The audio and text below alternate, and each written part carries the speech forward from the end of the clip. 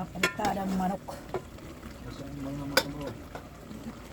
Siyempre kasi gusto ko ng sabaw. Lagyan natin ng bell pepper para makulay.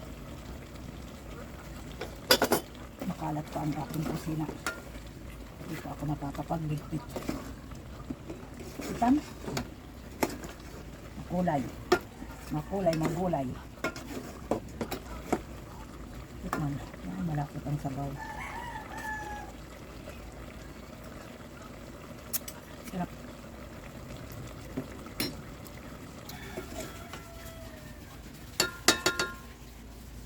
Sa gulay pa lang busog na ako. Tapos nagluto akong pansit. Kulay itim. Kasi nga sabaw na puset ang ginamit ko.